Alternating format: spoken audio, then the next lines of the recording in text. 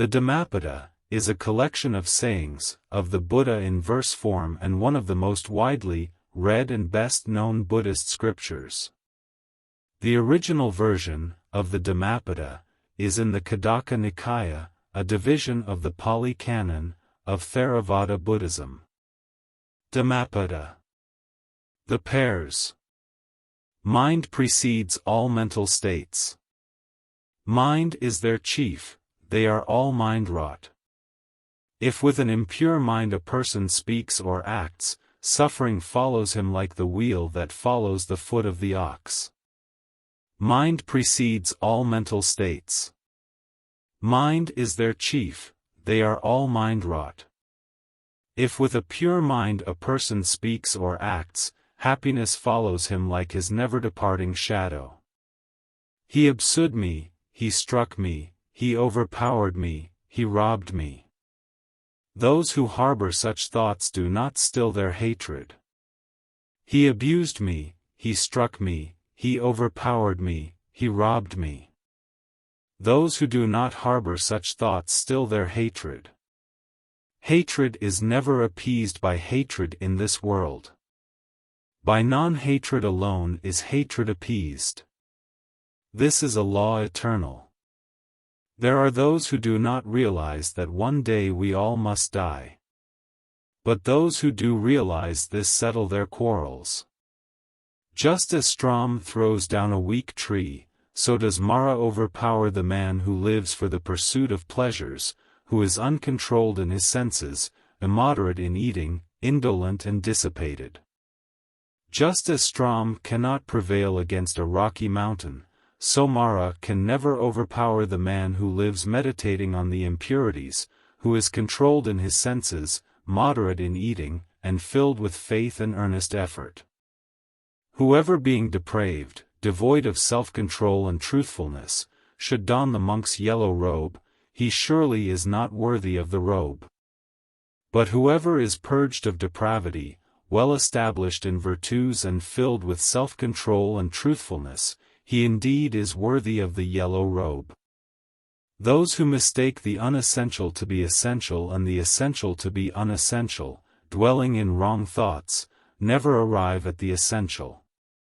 Those who know the essential to be essential and the unessential to be unessential, dwelling in right thoughts, do arrive at the essential. Just as rain breaks through an ill-thatched house, so passion penetrates an undeveloped mind. Just as rain does not break through a well-thatched house, so passion never penetrates a well-developed mind. The evildoer grieves here and hereafter, he grieves in both the worlds. He laments and is afflicted, recollecting his own impure deeds. The doer of good rejoices here and hereafter, he rejoices in both the worlds. He rejoices and exults, recollecting his own pure deeds. The evildoer suffers here and hereafter, he suffers in both the worlds. The thought, evil have I done, torments him, and he suffers even more when gone to realms of woe. The doer of good delights here and hereafter, he delights in both the worlds. The thought, good have I done, delights him, and he delights even more when gone to realms of bliss. Much though he recites the sacred texts, but acts not accordingly, that heedless man is like a cowherd who only counts the cows of others, he does not partake of the blessings of a holy life. Little though he recites the sacred texts, but puts the teaching into practice, forsaking lust, hatred and delusion, with true wisdom and emancipated mind, clinging to noting of this or any other world, he indeed partakes of the blessings of a holy life. Heedfulness. Heedfulness is the path to the deathless. Heedlessness is the path to death. The heedful die not. The heedless are as if dead already. Clearly understanding this excellence of heedfulness, the wise exult therein and enjoy the resort of the noble ones. The wise ones, ever meditative and steadfastly persevering, alone experience nibbana, the incomparable freedom from bondage. Ever grows the glory of him who is energetic, mindful and pure in conduct, discerning and self-controlled, righteous and heedful. By effort and heedfulness, discipline and self-mastery, let the wise one make for himself an island which no flood can overwhelm. The foolish and ignorant indulge in heedlessness, but the wise one keeps his heedfulness as his best treasure. Do not give way to heedlessness. Do not indulge in sensual pleasures. Only the heedful and meditative attain great happiness. Just as one upon the summit of a mountain beholds the groundlings, even so when the wise man casts away heedlessness by heedfulness and ascends the high tower of wisdom, this sorrowless sage beholds the sorrowing and foolish multitude. Heedful among the heedless, wide awake among the sleepy, the wise man advances like a swift horse leaving behind a weak jade. By heedfulness did Indra become the overlord of the gods. Heedfulness is ever praised, and heedlessness ever despised. The monk who delights in heedfulness and looks with fear at heedlessness advances like fire, burning all fetters small and large. The monk who delights in heedfulness and looks with fear at heedlessness will not fall. He is close to Nibbana. The mind. Just as a fletcher straightens an arrow shaft, even so the discerning man straightens his mind, so fickle and unsteady, so difficult to guard and control. As a fish when pulled out of water and cast on land throbs and quivers, even so is this mind agitated. Hence should one abandon the realm of Mara.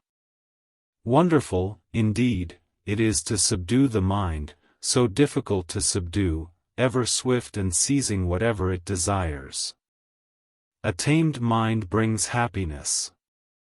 Let the discerning man guard the mind, so difficult to detect and extremely subtle, seizing whatever it desires. A guarded mind brings happiness. Dwelling in the cave means of the heart, the mind, without form, wanders far and alone. Those who subdue this mind are liberated from the bonds of Mara.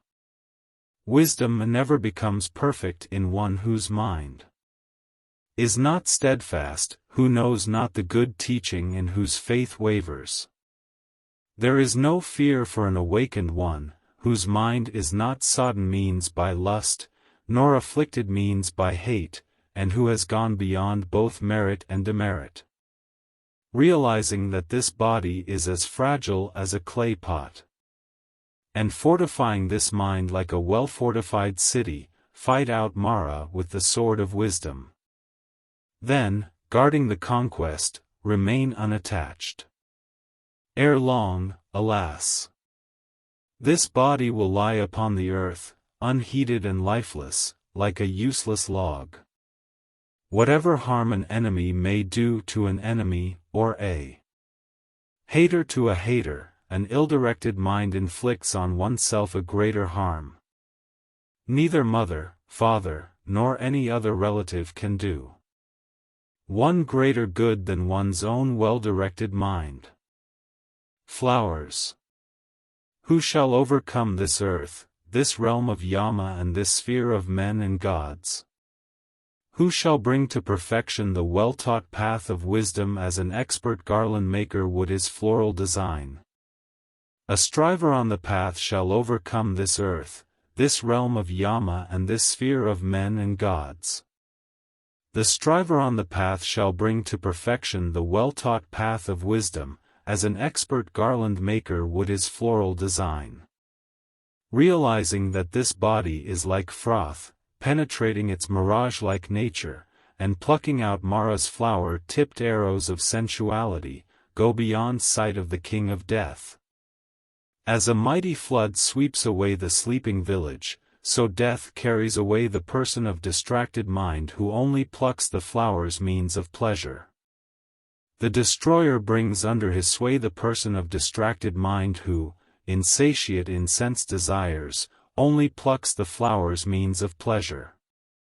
As a bee gathers honey from the flower without injuring its color or fragrance, even so the sage goes on his alms round in the village. Let none find fault with others, let none see the omissions and commissions of others. But let one see one's own acts, done and undone. Like a beautiful flower full of color but without fragrance, even so, fruitless are the fair words of one who does not practice them. Like a beautiful flower full of color and also fragrant, even so, fruitful are the fair words of one who practices them. As from a great heap of flowers many garlands can be made, even so should many good deeds be done by one born immortal. Not the sweet smell of flowers, not even the fragrance of sandal, tagara or jasmine blows against the wind. But the fragrance of the virtuous blows against the wind. Truly, the virtuous man pervades all directions with the fragrance of his virtue. Of all the fragrances, sandal, tagara, blue lotus and jasmine, the fragrance of virtue is by far the sweetest. Faint is the fragrance of tagara and sandal, but excellent is the fragrance of the virtuous, wafting even amongst the gods. Mara never finds the path of the truly virtuous, who abide in heedfulness and are freed by perfect knowledge. Upon a heap of rubbish in the roadside ditch blooms a lotus, fragrant and pleasing. Even so, on the rubbish heap of blinded mortals the disciple of the supremely enlightened one shines resplendent in wisdom. The fool. Long is the night to the sleepless, long is the league to the weary. Long is worldly existence to fools who know not the sublime truth. Should a seeker not find a companion who is better or equal, let him resolutely pursue a solitary course. There is no fellowship with the fool. The fool worries, thinking, I have sons, I have wealth. Indeed, when he himself is not his own, whence are sons, whence is wealth? A fool who knows his foolishness is wise at least to that extent, but a fool who thinks himself wise is called a fool indeed. Though all his life a fool associates with a wise man, he no more comprehends the truth than a spoon tastes the flavor of the soup. Though only for a moment a discerning person associates with a wise man, quickly he comprehends the truth, just as the tongue tastes the flavor of the soup. Fools of little wit are enemies unto themselves as they move about doing evil deeds, the fruits of which are bitter. Ill done is that action doing which one repents later, and the fruit of which one, weeping, reaps with tears. Well done is that action doing which one repents not later, and the fruit of which one reaps with delight and happiness. So long as an evil deed has not ripened, the fool thinks it as sweet as honey. But when the evil deed ripens, the fool comes to grief. Month after month a fool may eat his food with the tip of a blade of grass, but he still is not worth 1/16th part of those who have comprehended the truth. Truly, an evil deed committed does not immediately bear fruit, like milk that does not turn sour all at once. But smoldering, it follows the fool like fire covered by ashes. To his own ruin the fool gains knowledge, for it cleaves his head and destroys his innate goodness. The fool seeks undeserved reputation, precedence among monks, authority over monasteries, and honor among householders. Let both laymen and monks think that it was done by me. In every work, great and small, let them follow me, such is the ambition of the fool, thus his desire and pride increase. One is the quest for worldly gain, and quite another is the path to nibbana. Clearly understanding this, let not the monk, the disciple of the Buddha, be carried away by worldly acclaim, but develop detachment instead.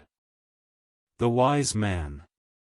Should one find a man who points out faults and who reproves, let him follow such a wise and sagacious person as one would a guide to hidden treasure.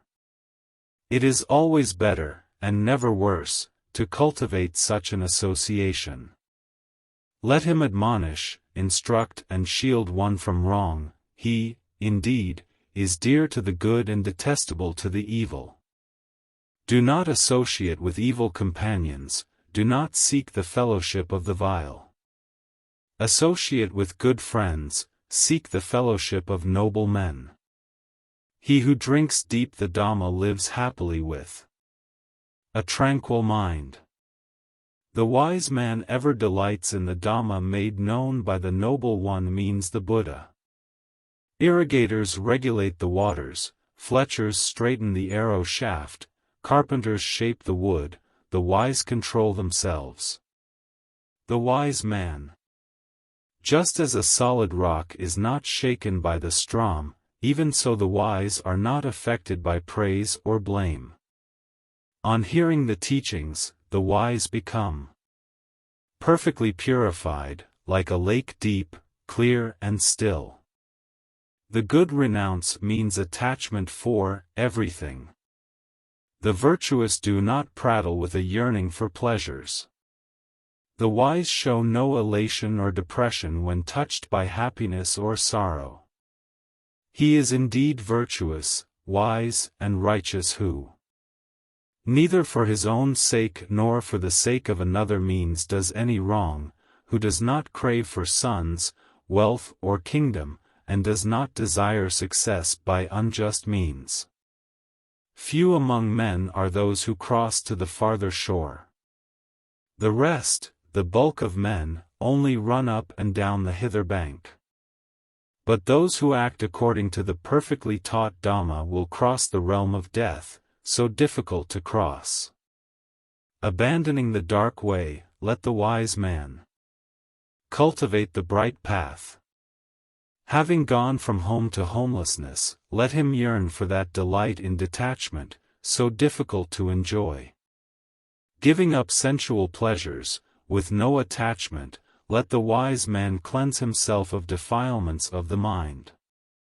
Those whose minds have reached full excellence in the factors of enlightenment, who, having renounced acquisitiveness, rejoice in not clinging to things, rid of cankers, glowing with wisdom, they have attained nibbana in this very life. The perfected one. The fever of passion exists not for him who has completed the journey, who is sorrowless and wholly set free, and has broken all ties. The mindful ones exert themselves. They are not attached to any home, like swans that abandon the lake, they leave home after home behind. Those who do not accumulate and are wise regarding food, whose object is the void, the unconditioned freedom, their track cannot be traced, like that of birds in the air. He whose cankers are destroyed and who is not attached to food, whose object is the void, the unconditioned freedom, his path cannot be traced, like that of birds in the air. Even the gods hold dear the wise one, whose senses are subdued like horses well trained by a charioteer, whose pride is destroyed and who is free from the cankers. There is no more worldly existence for the wise one, who, like the earth, resents nothing, who is as firm as a high pillar and as pure as a deep pool free from mud. Calm is his thought, calm his speech and calm his deed, who, truly knowing, is wholly freed, perfectly tranquil and wise. The man who is without blind faith, who knows the uncreate, who has severed all links, destroyed all causes means for karma, good and evil, and thrown out all desires, he, truly, is the most excellent of men. Inspiring, indeed, is that place where arahats dwell, be it a village, a forest, a vale or a hill. Inspiring are the forests in which worldlings find no pleasure. There the passionless will rejoice, for they seek no sensual pleasures. The thousands. Better than 1,000 useless words is one useful word, hearing which one attains peace. Better than 1,000 useless verses is one useful verse, hearing which one attains peace. Better than reciting 100 meaningless verses is the reciting of one verse of Dhamma, hearing which one attains peace. Though one may conquer 1,000 times 1,000 men in battle, yet he indeed is the noblest victor who conquers himself. Self-conquest is far better than the conquest of others.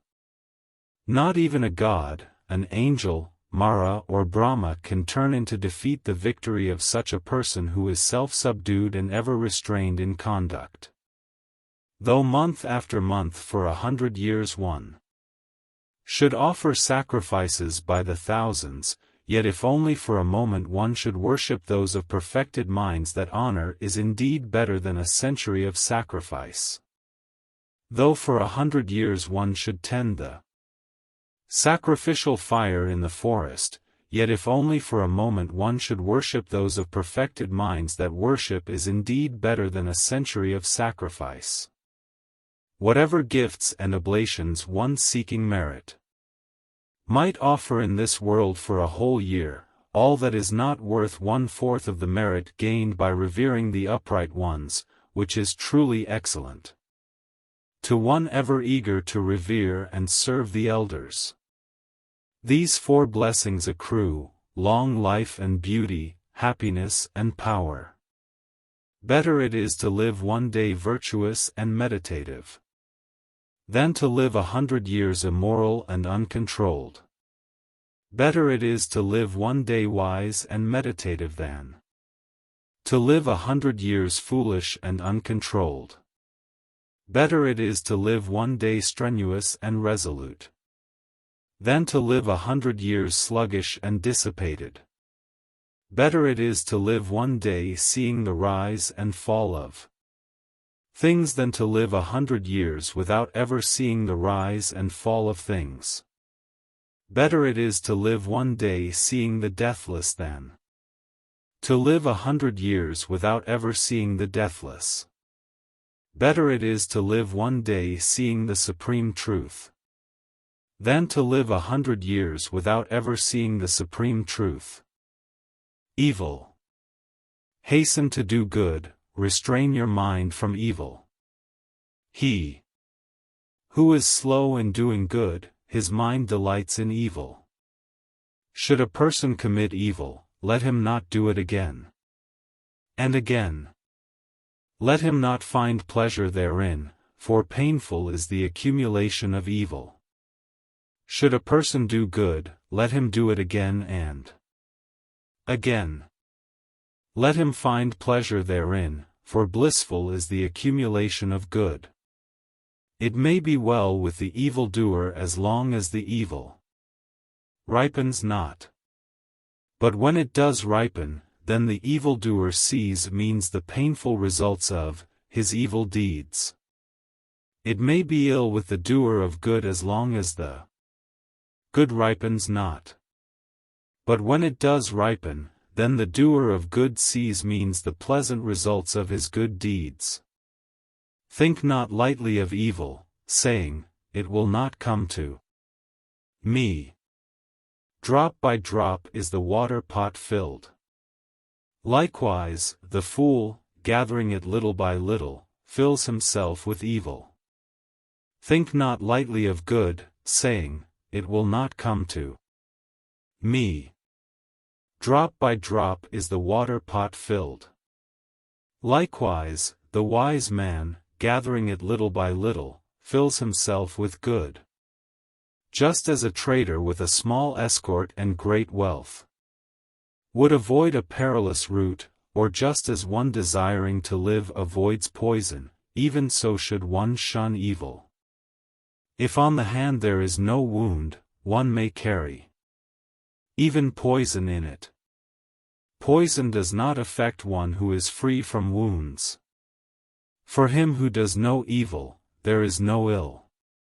Like fine dust thrown against the wind, evil falls back upon that fool who offends an inoffensive, pure and guiltless man. Some are born in the womb, the wicked are born in hell, the devout go to heaven, the stainless pass into nibbana. Neither in the sky nor in mid-ocean, nor by entering into mountain clefts, nowhere in the world is there a place where one may escape from the results of evil deeds. Neither in the sky nor in mid-ocean, nor by entering into mountain clefts, nowhere in the world is there a place where one will not be overcome by death. Violence. All tremble at violence, all fear death. Putting oneself in the place of another, one should not kill nor cause another to kill. All tremble at violence, life is dear to all. Putting oneself in the place of another, one should not kill nor cause another to kill. One who, while himself seeking happiness, oppresses with violence other beings who also desire happiness, will not attain happiness hereafter.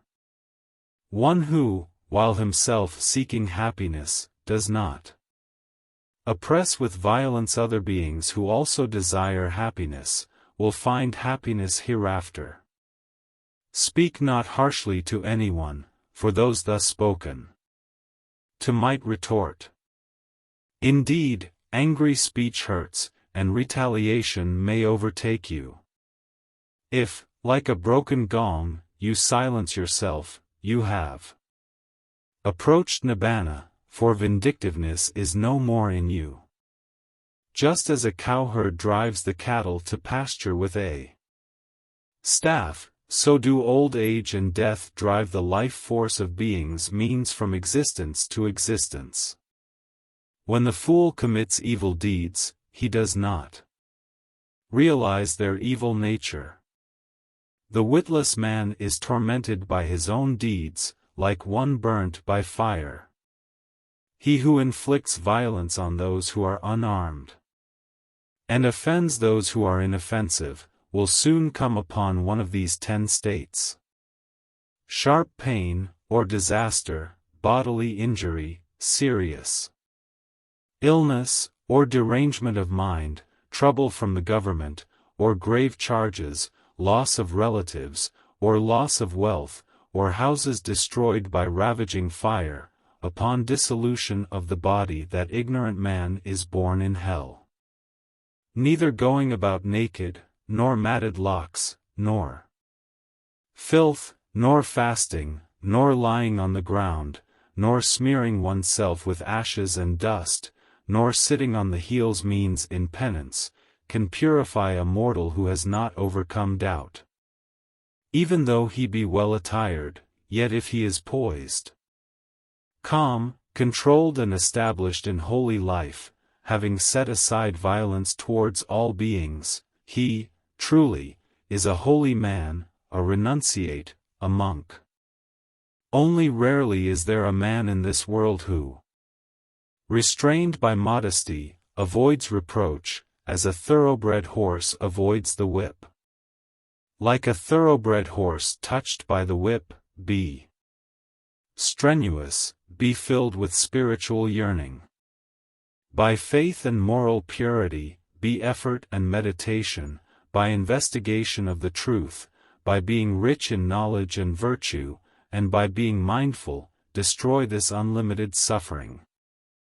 Irrigators regulate the waters, fletchers straighten arrow shafts, carpenters shape wood, and the good control themselves. Old age. When this world is ever ablaze, why this laughter? Why this jubilation? Shrouded in darkness, will you not seek the light? Behold this body, a painted image, a mass of heaped up sores, infirm, full of hankering, of which noting is lasting or stable. Fully worn out is this body, a nest of disease, and fragile. This foul mass breaks up, for death is the end of life. These dove-colored bones are like gourds that lie scattered about in autumn. Having seen them, how can one seek delight? This city means body, is built of bones, plastered with flesh and blood. Within are decay and death, pride and jealousy. Even gorgeous royal chariots wear out, and indeed, this body too wears out. But the Dhamma of the good does not age, thus the good make it known to the good. The man of little learning grows old like a bull. He grows only in bulk, but his wisdom does not grow. Through many a birth in samsara have I wandered. In vain, seeking the builder of this house means of life. Repeated birth is indeed suffering. O house builder, you are seen. You will not build this house again. For your rafters are broken and your ridgepole shattered. My mind has reached the unconditioned, I have attained the destruction of craving. Those who as youth have not led the holy life, or have failed to acquire wealth, languish like old cranes in a pond without fish. Those who in youth have not led the holy life, or have failed to acquire wealth, lie sighing over the past, like worn-out arrows means shot from a bow. The self. If one holds oneself dear, one should diligently watch oneself. Let the wise man keep vigil during any of the 3 watches of the night. One should first establish oneself in what is proper. Then only should one instruct others. Thus the wise man will not be reproached. One should do what one teaches others to do. If one would train others, one should be well controlled oneself. Difficult, indeed, is self-control. One truly is the protector of oneself, who else could the protector be? With oneself fully controlled, one gains a mastery that is hard to gain. The evil a witless man does by himself, born of himself and produced by himself, grinds him as a diamond grinds a hard gem. Just as a jungle creeper strangles the tree on which it grows, even so, a man who is exceedingly depraved harms himself as only an enemy might wish. Easy to do are things that are bad and harmful to oneself. But exceedingly difficult to do are things that are good and beneficial. Whoever, on account of perverted views, scorns the teaching of the perfected ones, the noble and righteous ones, that fool, like the bamboo, produces fruits only for self-destruction. By oneself is evil done, by oneself is one defiled.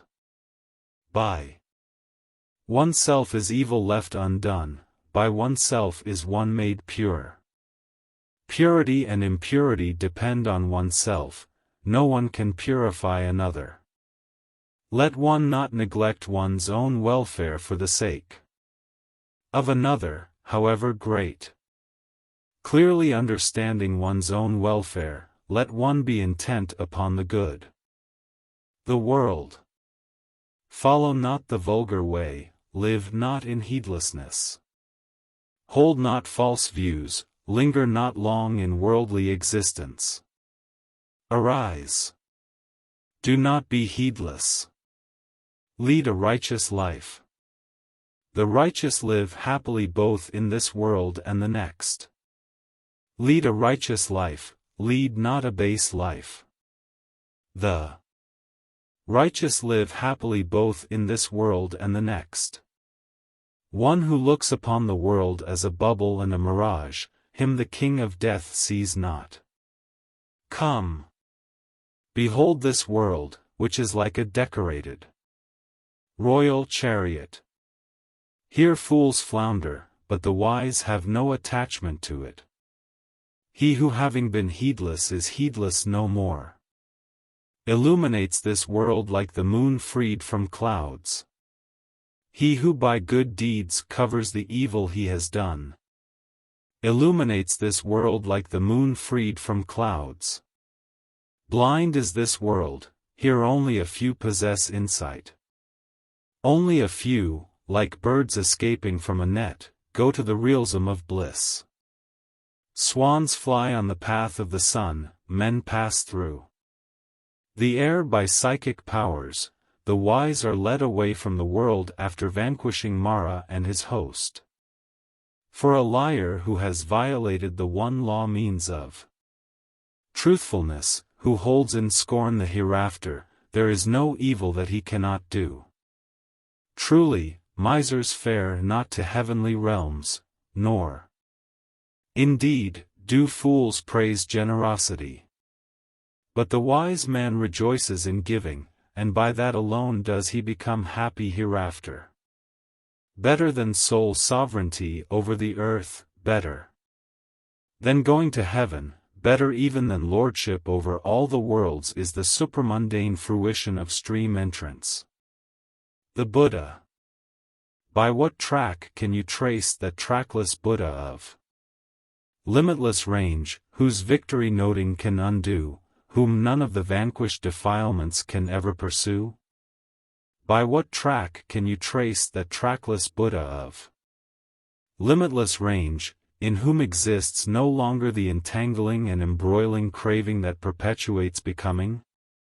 Those wise ones who are devoted to meditation and who delight in the calm of renunciation, such mindful ones, supreme Buddhas, even the gods hold dear. Hard is it to be born a man, hard is the life of mortals. Hard is it to gain the opportunity of hearing the sublime truth, and hard to encounter is the arising of the Buddhas. To avoid all evil, to cultivate good, and to cleanse one's mind, this is the teaching of the Buddhas. Enduring patience is the highest austerity. Nibbana is supreme, say the Buddhas. He is not a true monk who harms another, nor a true renunciate who oppresses others. Not despising, not harming, restraint according to the code of monastic discipline, moderation in food, dwelling in solitude, devotion to meditation, this is the teaching of the Buddhas. There is no satisfying sensual desires, even with a rain of gold coins. For sensual pleasures give little satisfaction and much pain. Having understood this, the wise man finds no delight even in heavenly pleasures. The disciple of the Supreme Buddha delights in the destruction of craving. Driven only by fear, do men go for refuge to many places, to hills, woods, groves, trees, and shrines. Such, indeed, is no safe refuge, such is not the refuge supreme. Not by resorting to such a refuge is one released from all suffering. He who has gone for refuge to the Buddha, his teaching and his order, penetrates with transcendental wisdom the Four Noble Truths, suffering, the cause of suffering, the cessation of suffering, and the Noble Eightfold Path leading to the cessation of suffering. This indeed is the safe refuge, this is the refuge supreme. Having gone to such refuge, one is released from all suffering. Hard to find is the thoroughbred man means the Buddha. He is not born everywhere. Where such a wise man is born, that clan thrives happily. Blessed is the birth of the Buddhas, blessed is the enunciation of the sacred teaching, blessed is the harmony in the order, and blessed is the spiritual pursuit of the united truth-seekers. He who reveres those worthy of reverence, the Buddhas and their disciples, who have transcended all obstacles and passed beyond the reach of sorrow and lamentation, he who reveres such peaceful and fearless ones, his merit none can compute by any measure. Happiness. Happy indeed we live, friendly amidst the hostile. Amidst hostile men we dwell free from hatred. Happy indeed we live, unafflicted amidst the afflicted means by craving. Amidst afflicted men we dwell free from affliction. Happy indeed we live, free from avarice amidst the avaricious. Amidst avaricious men we dwell free from avarice. Happy indeed we live, we who possess nothing. Feeders on joy we shall be, like the radiant gods. Victory begets enmity, the defeated dwell in pain. Happily the peaceful live, discarding both victory and defeat. There is no fire like lust and no crime like hatred. There is no ill like the aggregate's means of existence, and no bliss higher than the peace means of nibbana. Hunger is the worst disease, conditioned things the worst suffering. Knowing this as it really is, the wise realize nibbana, the highest bliss. Health is the precious gain and contentment the greatest wealth. A trustworthy person is the best kinsman, nibbana the highest bliss. Having savored the taste of solitude and peace means of nibbana, pain-free and stainless he becomes, drinking deep the taste of the bliss of truth. Good it is to see the noble ones, to live with them is ever blissful. One will always be happy by not encountering fools. Indeed, he who moves in the company of fools grieves for long. Association with fools is ever painful, like partnership with an enemy. But association with the wise is happy, like meeting one's own kinsman. Therefore, follow the noble one, who is steadfast, wise, learned, dutiful and devout. One should follow only such a man, who is truly good and discerning, even as the moon follows the path of the stars. Affection. Giving himself to things to be shunned and not exerting where exertion is needed, a seeker after pleasures, having given up his true welfare, envies those intent upon theirs. Seek no intimacy with the beloved and also not with the unloved, for not to see the beloved and to see the unloved, both are painful. Therefore, hold nothing dear, for separation from the dear is painful. There are no bonds for those who have nothing beloved or unloved. From endearment springs grief, from endearment springs fear. For him who is wholly free from endearment there is no grief, whence then fear? From affection springs grief, from affection springs fear. For him who is wholly free from affection there is no grief, whence then fear? From attachment springs grief, from attachment springs fear. For him who is wholly free from attachment there is no grief, whence then fear? From lust springs grief, from lust springs fear. 4. Him who is wholly free from lust there is no grief, whence then fear? From craving springs grief, from craving springs fear. For him who is wholly free from craving there is no grief, whence then fear? A. People hold dear him who embodies virtue and insight, who is principled, has realized the truth, and who himself does what he ought to be doing. One who is intent upon the ineffable means nibbana. dwells with mind-inspired means by supramundane wisdom, and is no more bound by sense pleasures, such a man is called one browned upstream. When, after a long absence, a man safely returns home from afar, his relatives, friends and well-wishers welcome him home on arrival. As kinsmen welcome a dear one on arrival, even so his own good deeds will welcome the doer of good who has gone from this world to the next. Anger. One should give up anger, renounce pride, and overcome all fetters. Suffering never befalls him who clings not to mind and body and is detached.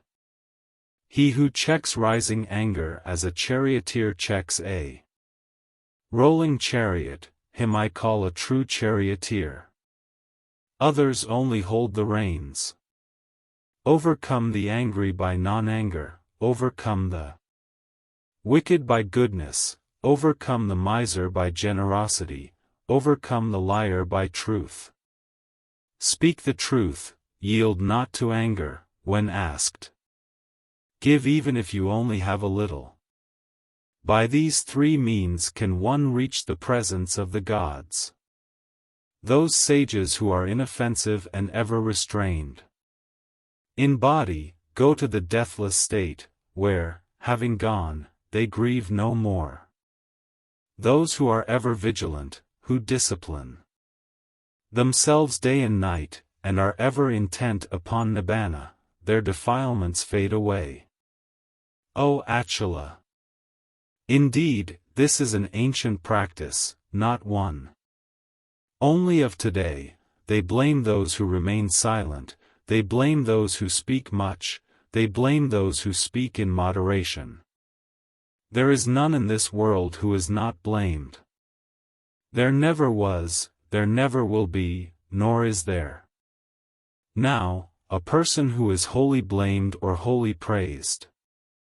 But the man whom the wise praise, after observing him day after day, is one of flawless character, wise, and endowed with knowledge and virtue. Who can blame such a one, as worthy as a coin of refined gold? Even the gods praise him, by Brahma, too, is he praised.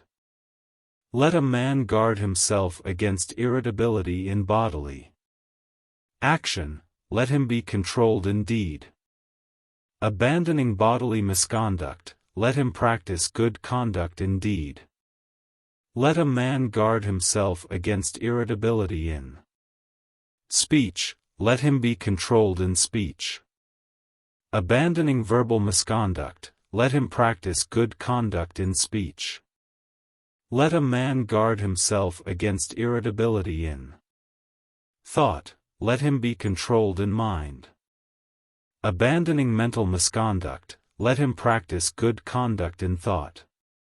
The wise are controlled in bodily action, controlled in speech and controlled in thought. They are truly well controlled. Impurity. Like a withered leaf are you now, death's messengers await you. You stand on the eve of your departure, yet you have made no provision for your journey. Make an island for yourself. Strive hard and become wise.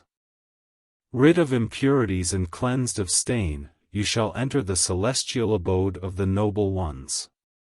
Your life has come to an end now, you are setting forth into the presence of Yama, the king of death. No resting place is there for you on the way, yet you have made no provision for your journey.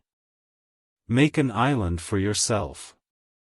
Strive hard and become wise.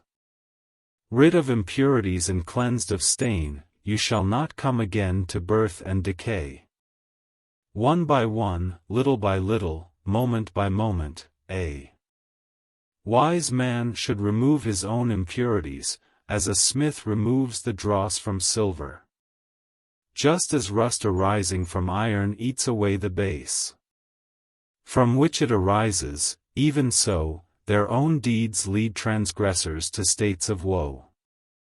Non-repetition is the bane of scriptures, neglect is the bane of a home, slovenliness is the bane of personal appearance, and heedlessness is the bane of a guard. Unchastity is the taint in a woman, niggardliness is the taint in a giver. Taints, indeed, are all evil things, both in this world and the next. A worse taint than these is ignorance, the worst of all taints. Destroy this one taint and become taintless, O monks.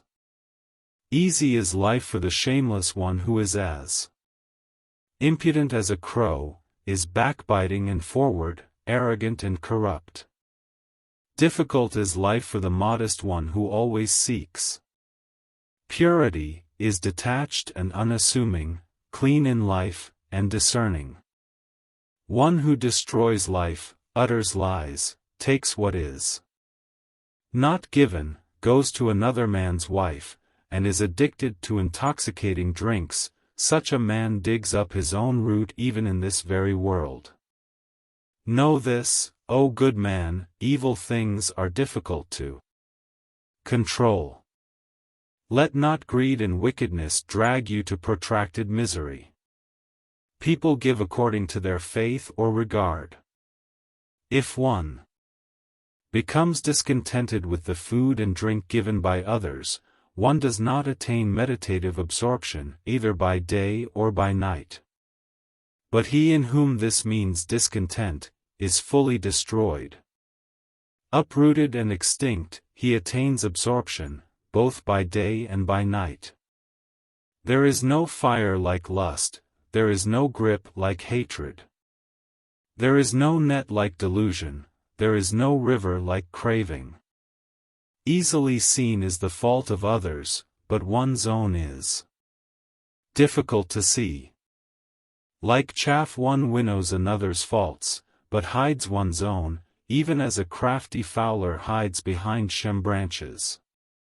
He who seeks another's faults, who is ever censorious, his cankers grow.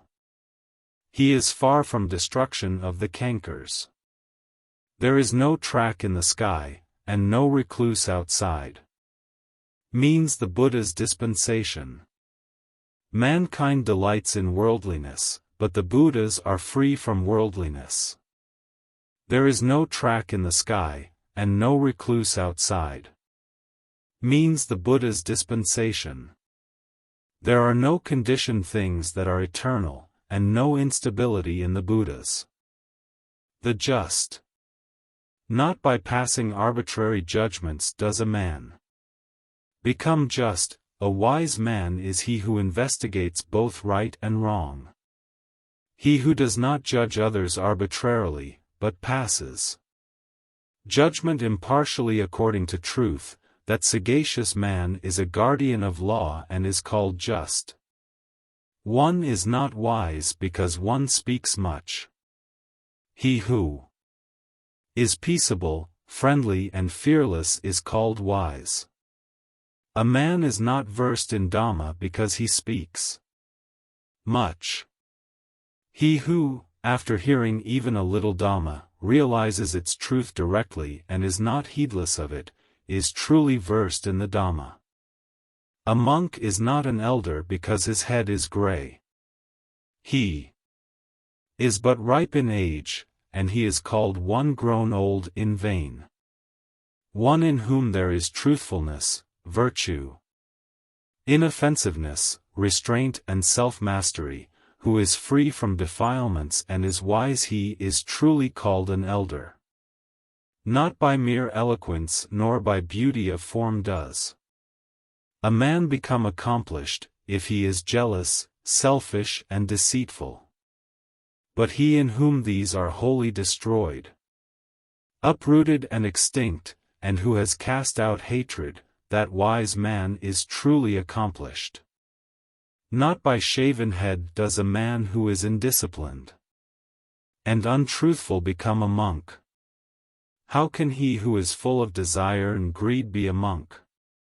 He who wholly subdues evil both small and great is called a monk, because he has overcome all evil.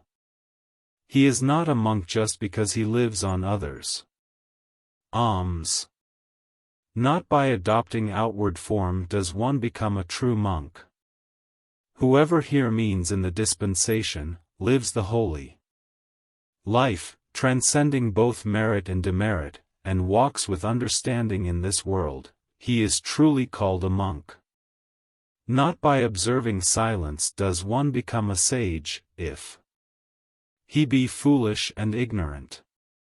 But that man is wise who, as if holding a balance scale, accepts only the good. The sage, means thus, rejecting the evil, is truly a sage. Since he comprehends both means present and future worlds, he is called a sage. He is not noble who injures living beings. He is called noble because he is harmless towards all living beings. Not by rules and observances, not even by much learning, nor by gain of absorption, nor by a life of seclusion, nor by thinking, I enjoy the bliss of renunciation, which is not experienced by the worldling, should you, O monks, rest content, until the utter destruction of cankers means arahatship, is reached. The path. Of all paths the Eightfold Path is the best, of all truths the Four Noble Truths are the best, of all things passionlessness is the best, of men the Seeing One means the Buddha, is the best. This is the only path, there is none other for the purification of insight. Tread this path, and you will bewilder Mara. Walking upon this path you will make an end of suffering. Having discovered how to pull out the thorn of lust, I make known the path. You yourselves must strive, the Buddha's only point. The way. Those meditative ones who tread the path are released from the bonds of Mara. All conditioned things are impermanent, when one sees this with wisdom, one turns away from suffering. This is the path to purification. All conditioned things are unsatisfactory, when one sees this with wisdom, one turns away from suffering. This is the path to purifications. All things are not self, when one sees this with wisdom, one turns away from suffering. This is the path to purification. The idler who does not exert himself when he should, who though young and strong is full of sloth, with a mind full of vain thoughts, such an indolent man does not find the path to wisdom. Let a man be watchful of speech, well controlled in mind, and not commit evil in bodily action. Let him purify these three courses of action, and win the path made known by the great sage. Wisdom springs from meditation, without meditation wisdom wanes. Having known these two paths of progress and decline, let a man so conduct himself that his wisdom may increase. Cut down the forest means lust, but not the tree, from the forest springs fear.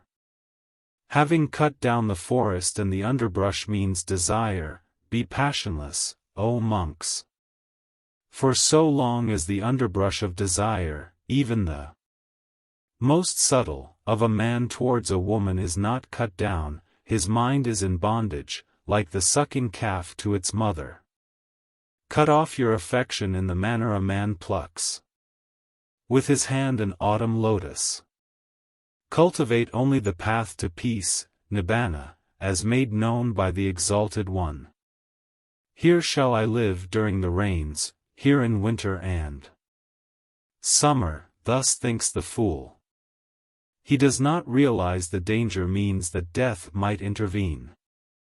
As a great flood carries away a sleeping village, so death seizes and carries away the man with a clinging mind. doting on his children and cattle. For him who is assailed by death there is no protection by kinsmen. None there are to save him, no sons, nor father, nor relatives. Realizing this fact, let the wise man, restrained by morality, hasten to clear the path leading to Nibbana. Miscellaneous. If by renouncing a lesser happiness one may realize a greater happiness, let the wise man renounce the lesser, having regard for the greater. Entangled by the bonds of hate, he who seeks his own happiness by inflicting pain on others, is never delivered from hatred. The cankers only increase for those who are arrogant and heedless, who leave undone what should be done and do what should not be done. The cankers cease for those mindful and clearly comprehending ones who always earnestly practice mindfulness of the body, who do not resort to what should not be done, and steadfastly pursue what should be done. Having slain mother means craving, father means self-conceit. Two warrior kings means eternalism and nihilism, and destroyed a country means sense organs and sense objects, together with its treasurer means attachment and lust, ungrieving goes the holy man. Having slain mother, father, two Brahmin kings means two extreme views, and a tiger as the fifth means the five mental hindrances, ungrieving goes the holy man. Those disciples of Gautama ever awaken happily who day and night constantly practice the recollection of the qualities of the Buddha. Those disciples of Gautama ever awaken happily who day and night constantly practice the recollection of the qualities of the Dhamma. Those disciples of Gautama ever awaken happily who day and night constantly practice the recollection of the qualities of the Sangha. Those disciples of Gautama ever awaken happily who day and night constantly practice mindfulness of the body. Those disciples of Gautama ever awaken happily whose minds by day and night delight in the practice of non-violence. Those disciples of Gautama ever awaken happily whose minds by day and night delight in the practice of meditation.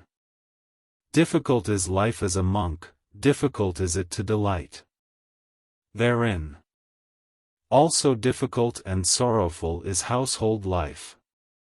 Suffering comes from association with unequals, suffering comes from wandering in samsara. Therefore, be not an aimless wanderer, be not a pursuer of suffering.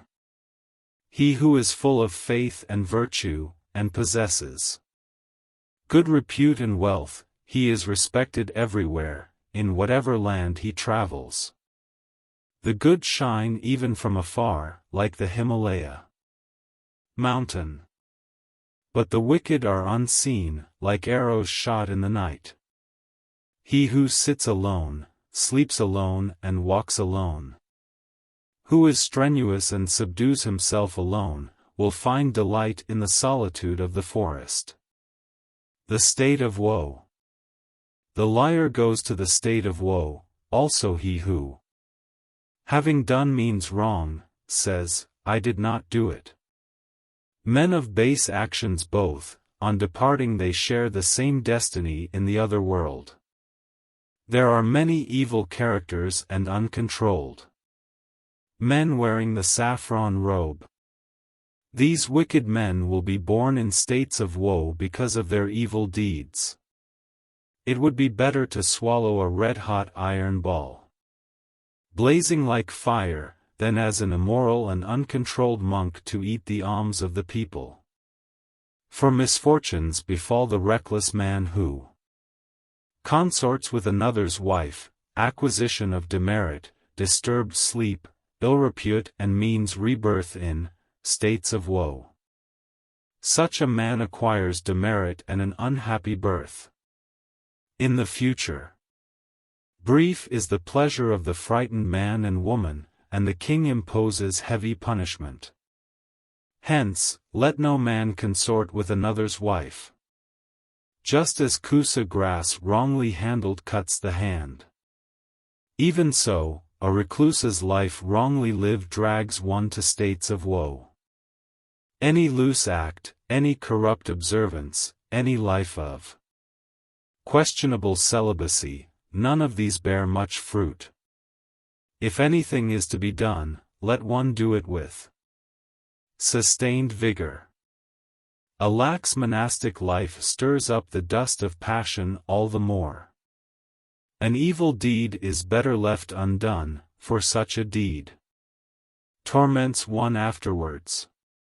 But a good deed is better done, doing which one repents and not later. Just as a border city is closely guarded both within and without, even so, guard yourself.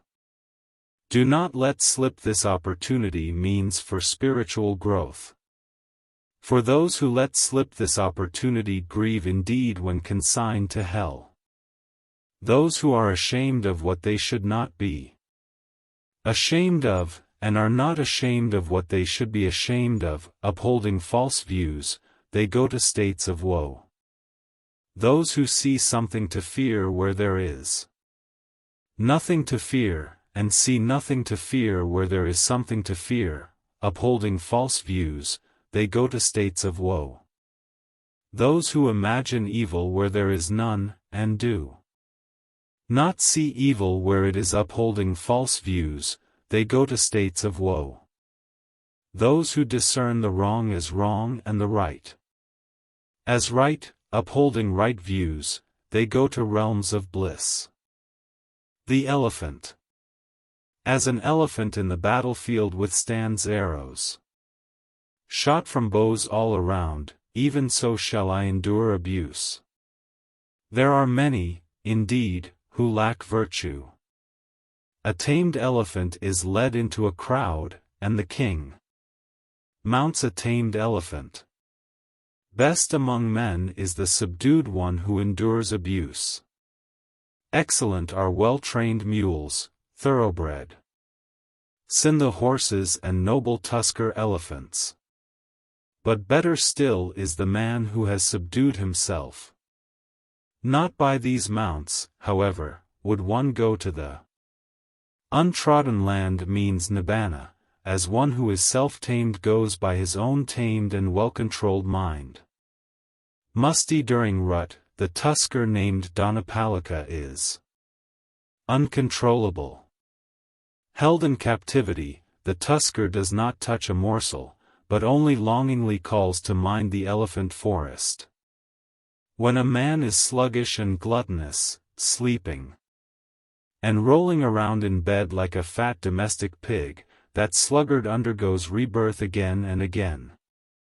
Formerly this mind wandered about as it liked, where it wished and according to its pleasure, but now I shall thoroughly master it with wisdom as a mahout controls with his ankus an elephant in rut.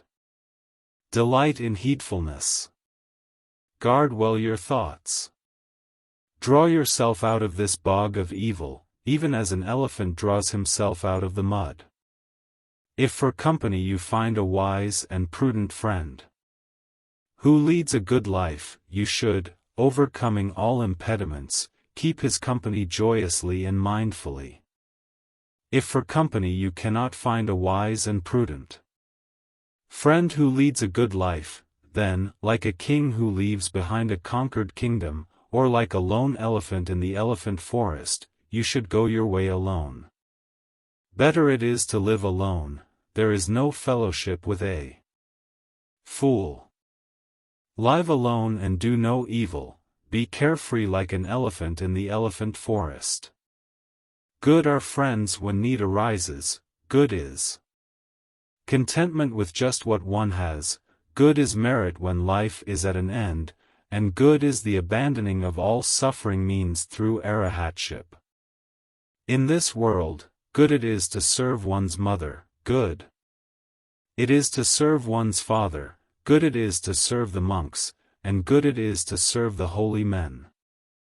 Good is virtue until life's end, good is faith that is steadfast, good is the acquisition of wisdom, and good is the avoidance of evil.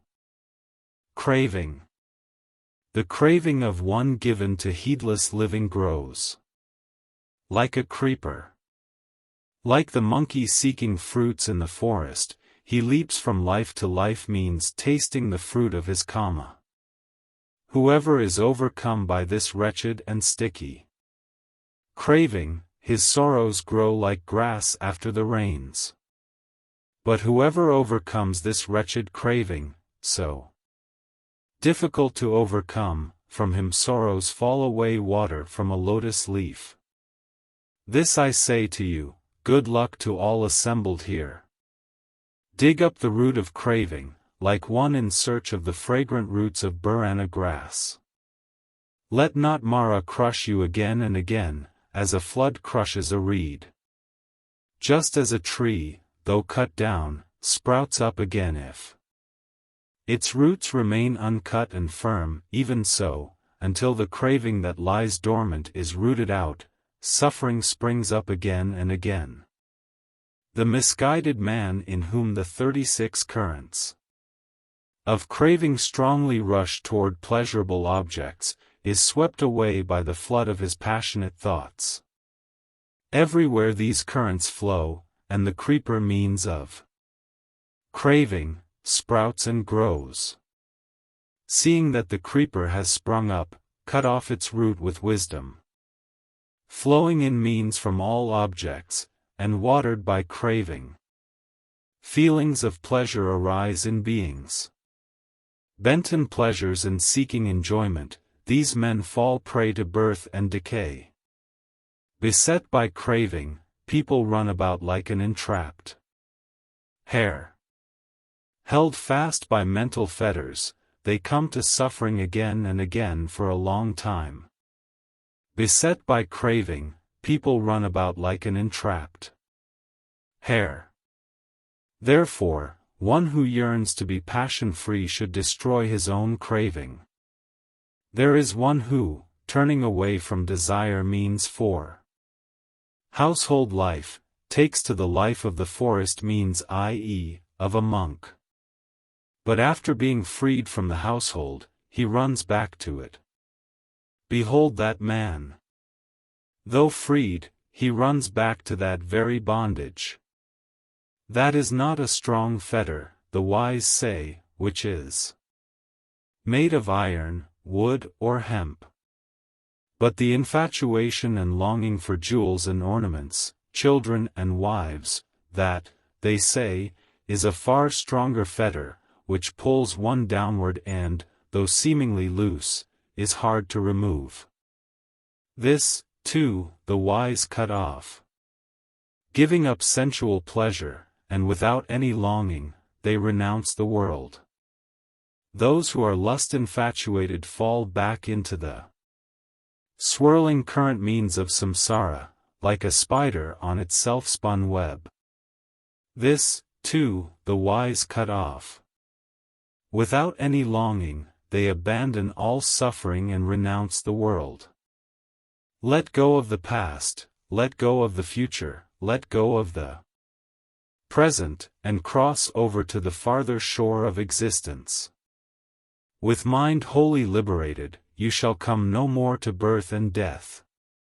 For a person tormented by evil thoughts, who is passion-dominated and given to the pursuit of pleasure, his craving steadily grows. He makes the fetter strong indeed. He who delights in subduing evil thoughts, who meditates on the impurities and is ever mindful, it is he who will make an end of craving and rend asunder Mara's fetter.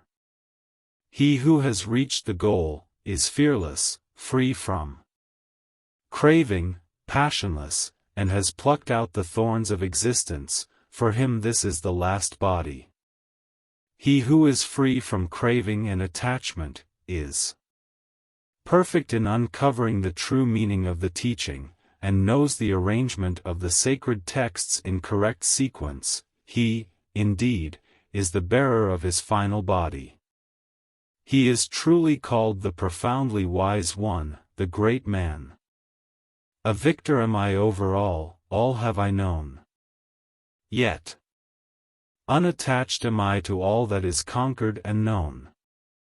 Abandoning all, I am freed through the destruction of craving. Having thus directly comprehended all by myself, whom shall I call my teacher? The gift of Dhamma excels all gifts, the taste of Dhamma excels all tastes, the delight in Dhamma excels all delights. The craving-freed vanquishes all suffering. Riches ruin only the foolish, not those in quest of the beyond. By craving for riches the witless man ruins himself as well as others. Weeds are the bane of fields, lust is the bane of mankind. Therefore, what is offered to those free of lust yields abundant fruit.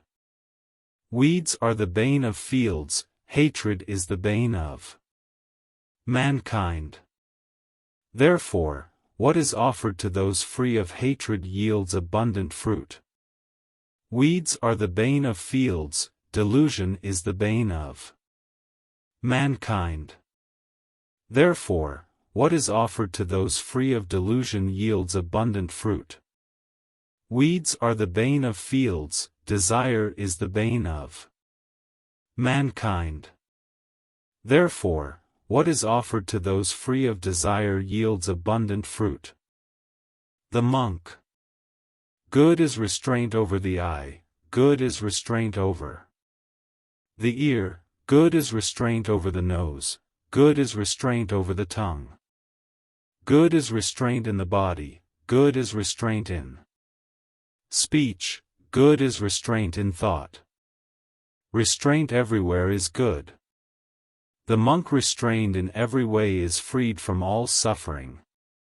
He who has control over his hands, feet and tongue, who is fully controlled, delights in inward development, is absorbed in meditation, keeps to himself and is contented, him do people call a monk. That monk who has control over his tongue, is moderate in speech, unassuming and who explains the teaching in both letter and spirit, whatever he says is pleasing.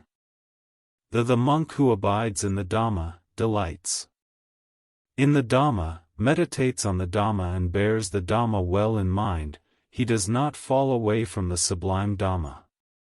One should not despise what one has received, nor envy the gains of others. The monk who envies the gains of others does not attain to meditative absorption. A monk who does not despise what he has received, even though it be little, who is pure in livelihood and unremitting in effort, him even the gods praise. He who has no attachment whatsoever for the mind and body, who does not grieve of what he has not, he is truly called a monk. The monk who abides in universal love and is deeply devoted to the teaching of the Buddha attains the peace of Nibbana, the bliss of the cessation of all conditioned things. Empty this boat, O monk. Emptied, it will sail lightly. Rid of lust and hatred, you shall reach Nibbana. Cut off the five, abandon the five, and cultivate the 5. The monk who has overcome the 5 bonds is called one who has crossed the flood. Meditate, O monk. Do not be heedless. Let not your mind whirl on sensual pleasures. Heedless, do not swallow a red-hot iron ball, lest you cry when burning, "Oh, this is painful." There is no meditative concentration for him who lacks insight, and no insight for him who lacks meditative concentration. He in whom are found both meditative concentration and insight, indeed, is close to Nibbana. The monk who has retired to a solitary abode and calmed his mind, who comprehends the Dhamma with insight, in him there arises a delight that transcends all human delights. Whenever he sees with insight the rise and fall of the aggregates, he is full of joy and happiness. To the discerning one this reflects the deathless control of the senses, contentment, restraint. According to the code of monastic discipline, these form the basis of holy life here for the wise monk. Let him associate with friends who are noble, energetic and pure in life, let him be cordial and refined in conduct. Thus, full of joy, he will make an end of suffering. Just as the jasmine creeper sheds its withered flowers, even so, O monks, should you totally shed lust and hatred. The monk who is calm in body, calm in speech, calm in thought, well composed and who has spun out worldliness, he, truly, is called serene. By oneself one must censure oneself and scrutinize oneself. The self-guarded and mindful monk will always live in happiness. One is one's own protector, one is one's own refuge. Therefore, one should control oneself, even as the trader controls a noble steed. Full of job, full of faith in the teaching of the Buddha, the monk attains the peaceful state, the bliss of cessation of conditioned things. That monk who while young devotes himself to the teaching of the Buddha illumines this world like the moon freed from clouds. The holy man. Exert yourself, O holy man. Cut off the stream of craving, and discard sense desires. Knowing the destruction of all conditioned things, become, O holy man, the knower of the uncreate means nibbana. When a holy man has reached the summit of the two paths means meditative concentration and insight, he knows the truth and all his fetters fall away. He for whom there is neither this shore nor the other shore, nor yet both, he who is free of cares and is unfettered, him do I call a holy man. He who is meditative, stainless and settled, whose work is done and who is free from cankers, having reached the highest goal, him do I call a holy man. The sun shines by day, the moon shines by night. The warrior shines in armor, the holy man shines in meditation. But the Buddha shines resplendent all day and all night. Because he has discarded evil, he is called a holy man. Because he is serene in conduct, he is called a recluse. And because he has renounced his impurities, he is called a renunciate. One should not strike a holy man, nor should a holy man, when struck, give way to anger. Shame on him who strikes a holy man, and more shame on him who gives way to anger. Nothing is better for a holy man than when he holds his mind back from what is endearing. To the extent the intent to harm wears away, to that extent does suffering subside. He who does no evil in deed, word and thought, who is restrained in these three ways, him do I call holy man. Just as a Brahmin priest reveres his sacrificial fire, even so should one devoutly revere the person from whom one has learned the Dhamma taught by the Buddha. Not by matted hair, nor by lineage, nor by birth does one become a holy man. But he in whom truth and righteousness exist, he is pure. He is a holy man. What is the use of your matted hair, O witless man? What of your garment of antelope's hide? Within you is the tangle means of passion, only outwardly do you cleanse yourself. The person who wears a robe made or rags, who is lean, with veins showing all over the body, and who meditates alone in the forest, him do I call a holy man. I do not call him a holy man because of his lineage or high-born mother. If he is full of impeding attachments, he is just a supercilious man. But who is free from impediments and clinging, him do I call a holy man. He who, having cut off all fetters, trembles no more. Who has overcome all attachments and is emancipated, him do I call a holy man. He who has cut off the thong means of hatred, the band means of craving, and the rope means of false views, together with the appurtenances means latent evil tendencies, he who has removed the crossbar means of ignorance, and is enlightened, him do I call a holy man. He who without resentment endures abuse, beating, and punishment, whose power, real might, is patience, him do I call a holy man. He who is free from anger, is devout, virtuous, without craving, self-subdued and bears his final body, him I call a holy man. Like water on a lotus leaf, or a mustard seed on the point of a needle, he who does not cling to sensual pleasures, him do I call a holy man. He who in this very life realizes for himself the end of suffering, who has laid aside the burden and become emancipated, him do I call a holy man. He who has profound knowledge, who is wise, skilled in discerning the right or wrong path, and has reached the highest goal, him do I call a holy man.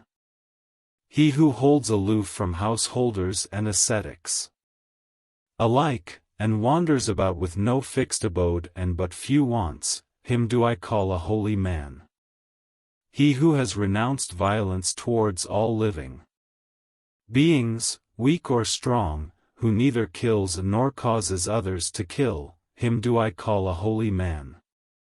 He who is friendly amidst the hostile, peaceful amidst the violent, and unattached amidst the attached, him do I call a holy man.